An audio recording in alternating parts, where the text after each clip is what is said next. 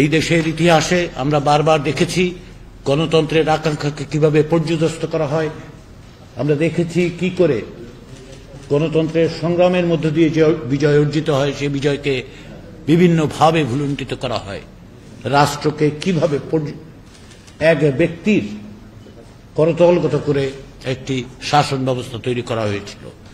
আজকে সেই সম্ভাবনা আপনারা তৈরি করেছেন, আপনারা নেতৃত্ব দিয়েছেন, লক্ষ মানুষ আপনাদের ডাকে সাড়া দিয়ে পরিবর্তনের পথে এক নতুন বাংলাদেশের সম্ভাবনার জায়গাগুলো আপনারা তৈরি করে দিতে পেরেছেন।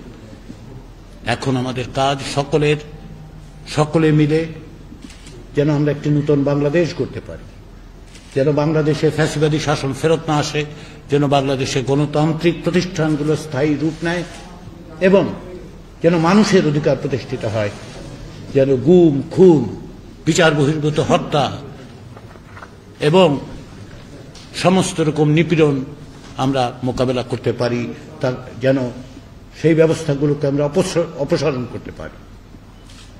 সেই জায়গায় সংস্কার কমিশনগুলোর পক্ষ থেকে যে প্রস্তাবগুলো দেয়া হয়েছে, সুপারিশ, সেগুলোর মধ্যে আপনাদের কিছু একমত আছে, কিছু ভিন্ন মত আছে। আমরা সেই একমতের জায়গাগুলোকে চিহ্নিত করতে পেরেছি, আমরা সেগুলি নিয়ে অগ্রসর হব। পাশাপাশি যে সমস্ত জায়গায় আপনারা আংশিকভাবে একমত কিংবা ভিন্ন মত, সেগুলো নিয়ে আজকে আমরা আলোচনা করব এবং আলোচনা প্রয়োজনে অব্যাহত থাকবে।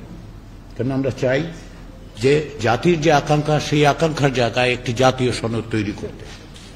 সেই কাজে আপনাদের সাথে এক টেবিলে বসতে পারার জন্য আমি গর্ববোধ করি এবং আমি আবার জাতীয় ঐকমত্য কমিশন এবং কমিশনের প্রধান অধ্যাপক মোহাম্মদ ইউনূসের পক্ষ থেকে আপনাদের আন্তরিকভাবে ধন্যবাদ জানাই।